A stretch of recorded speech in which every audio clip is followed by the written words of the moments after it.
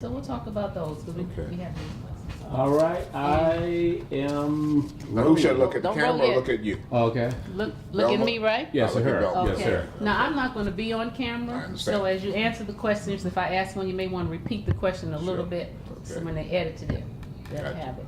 Okay. Okay, this is off camera right now. Yes, So yes. they tell me you were a little bit involved. Is that right? Just a little bit. just a Okay. I was president of student body at Clark at the time. Okay, well, yeah, all right. That So was we're the ready. beginning. Yes, I'm ready. All right. All right. Okay. If you would state your name, what college you were affiliated with, and the years you were active Okay. in the Legacy movement. Okay. I'm Jim Felder. I'm from Columbia, South Carolina, but at the time of the movement, I was from Sumter. I came to Clark College from Sumter, South Carolina. I was president of the student body at Clark in 1960 when the movement began. I was one of those fortunate people to serve as president of the student body in their junior year. So in 1960, February 1960, when the movement began in Greensboro, North Carolina, I was president of the student body at Clark College. On that day, on that Friday, February 1st, 1960, I was in Washington, D.C., attending a meeting of Omega Psi Phi fraternity. I had just been elected as the second vice grand basileus of that organization, which was an undergraduate spot on the national board. I learned about the Greensboro situation because the director of public relations for A&T State University was the editor of our magazine. He got a telephone call that pulled him out of the meeting. And he came back in and he was white as a ghost. He said, "That was my president at A&T telling me I need to get back there right away because the TV people and all that was at the campus. There's some students sitting in at Woolworth." Well, that broke up the meeting because there were several other college presidents at that meeting, that Friday. So the meeting broke up. I left Saturday, came back to Atlanta. On Monday morning, Lonnie King and Julian Bond from Morehouse came over to Clark looking for me. They said, "You heard what happened in Greensboro?" I said, "Yes, I did." He said, "Well, we need to meet and organize in Atlanta." We met at what was Yates and Milton Drugstore Okay. on the corner, which is now Clark at Atlanta University Student Center. And we decided that we needed to involve all of the schools in Atlanta University Center.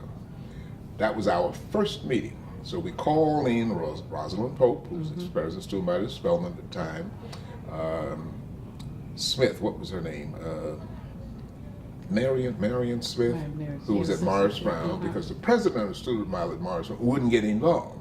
So she was the secretary of the student body at Morris Brown. So she represented Morris Brown. Okay. From ITC, it was, well, later on, Otis Moss and all the guys at ITC got involved. And I can't remember the name of the guy who was president of the student at ITC. Then, of course, John Mack got involved. But we decided we needed to have a uniform movement from the Hill, from Atlanta University. So then we decided to meet with the presidents because we had been working and they got word of what was happening. So we had a meeting then with all of the presidents in the AU Center. They did not favor our actions. Okay. You got to remember, these guys were bricks and mortar men. They were out raising money. You never saw them on campus because they were always out raising money from foundations and that sort of thing. And their concern was keeping the schools open. And they didn't know what the city and stuff was going to do to their efforts. So we met with them. Dr. Mays, after we met for about 2 hours, and they couldn't convince us not to do it, and we couldn't convince them to do it. So finally Dr. Mays got it and he said, "Well, it looks like y'all have made up your mind that you're going to do this sit-in. But before you do that, you need to outline what your objectives are. Don't just go out there on the street and somebody stick a microphone in front of it and you be going, ah, blah, blah, blah, blah. Know what you're doing." So we did that. Then they said, "Let's let the world know what you're doing." So we wrote up what became the Appeal for Human Rights. Right. Went to Atlanta Constitution Journal. They said, No, if we publish that, it's going to cost you $1,200. Well, we didn't have $1,200 as students, so we came back and reported to the president what our dilemma was. They raised the money, paid Atlanta Journal-Constitution $1,200 to run the ad. Guess what? Next day, after it ran in the Journal-Constitution, the Wall Street Journal, the Washington Post, and the New York Times picked it up and ran it. So the world knew what we were doing at that point. Right. Okay, that's how our movement began. Right. Okay. Let's talk about some of the sites where perhaps some activity took place. What about Pascal's? What's important about Pascal's? Pascal's was the rallying point. Okay, they had just opened the new Pascal's. Prior to that, they were across the street selling sandwiches out of the window, so to speak. Okay. But they just opened the new Pascal's. Ramsey Lewis had opened the carousel and all of that. So it became a rallying point at Pascal's where we met, ate, planned, and that sort of thing. Then, of course, we decided that we were going to march. Then we heard Dr. King had moved back to Atlanta. We met with Dr. King at Ebenezer Baptist Church conference room. It was Lonnie, Julian, myself, Rosalind, I think Danny Mitchell, Ben Brown, Otis Morris might have been a part of that meeting also. But we met to see if he would go with us on our first march. He agreed to do that. Now, we stayed so long that evening at his office that the dining hall had closed. So he said, Coretta, these children have been here so long, fix them something to eat because they ain't going to get back to the dormitory in time. Okay. So on March 15th, we had our first sit-in. We had 2 lines of marches. One line went to the state capitol, the other line went to Rich's department, so that was the line that Dr. King was in. He got arrested. We got to the state capitol. Now, I was part of that line. We marched, they closed it down, they just shut it down. So we marched around it several times, and then we left and came on back to campus. But the folk who went to Rich's, including Dr. King, got arrested, a whole, like maybe 40 or 50 of them. So. But that was the beginning of the sit-ins in Atlanta. Yeah. What about Friendship Baptist Church? Friendship Baptist Church was a place where we had rallies and meetings. Sam Williams, who was the head of the religion department at Morehouse at the time, was pastor at Friendship. And he was in favor of what we were doing. He was one of the few faculty members that truly supported us from the beginning. Yeah. So that was a rallying point, a strategy point, and a place where we had rallies and meetings. Yeah. Wheat Street Baptist Church. Reverend Borders, William Holmes Borders, yes. He came aboard early. He came aboard because he'd always been a fixture in Atlanta with civil rights and so forth, going back to the time the police department was integrated. He was part of all of that.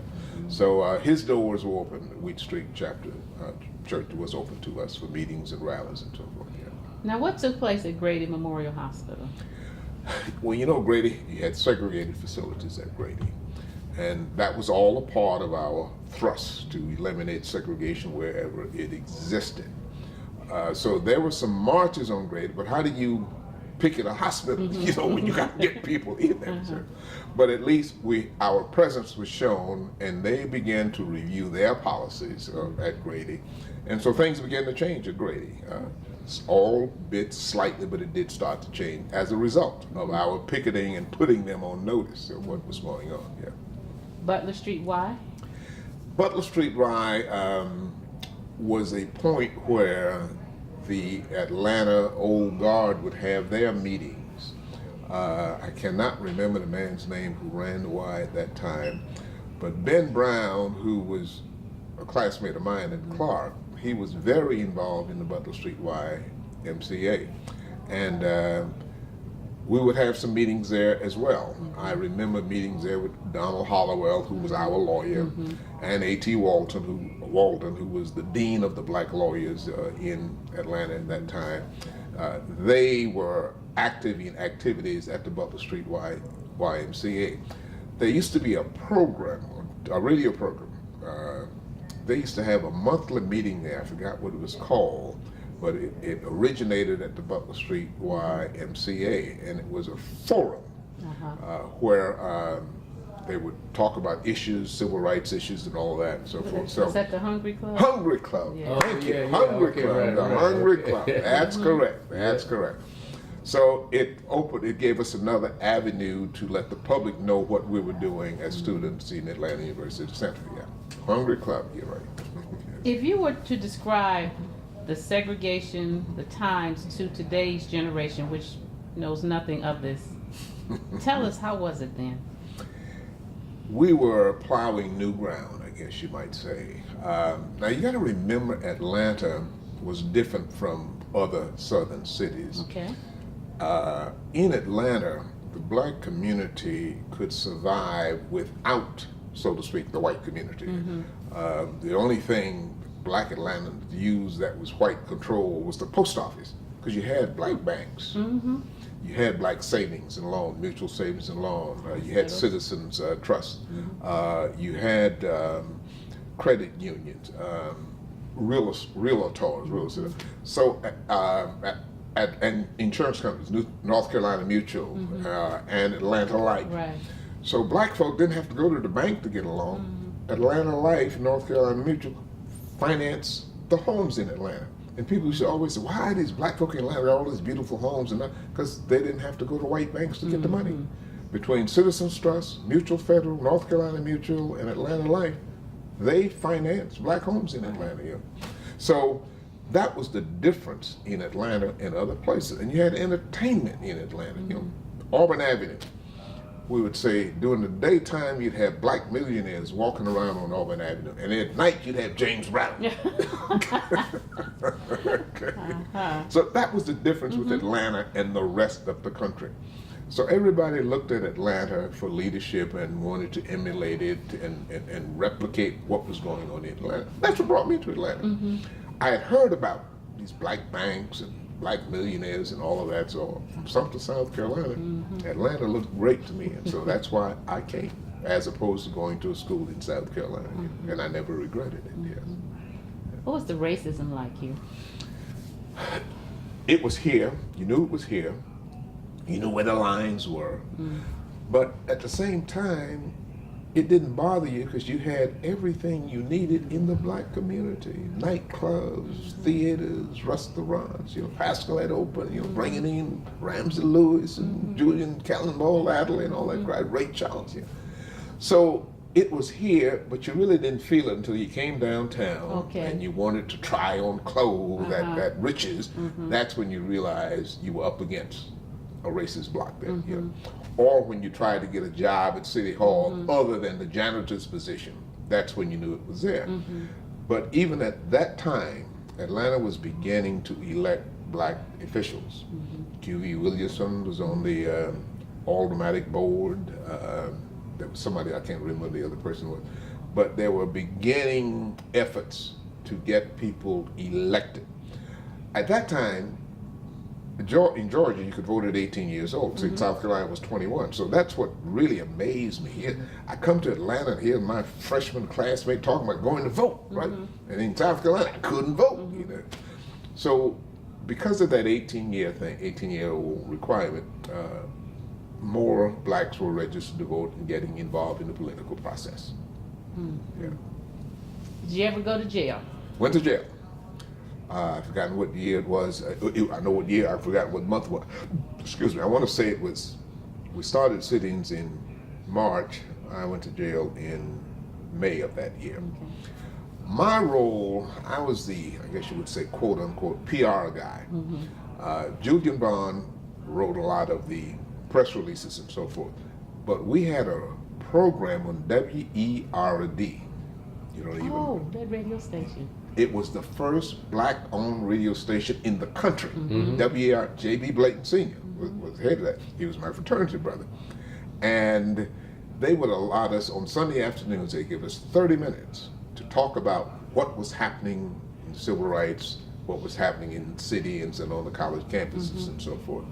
So that was my role. But then there came a time we needed pickets at downtown stores and at supermarkets, so I got arrested along with Lonnie for a supermarket over on Boulevard, I think it was. Yeah. Was that the A&P? That's right. You got it. Yeah. So. Is there anything you'd like to add about that time and what it was like and what you were up against? And It was an interesting time.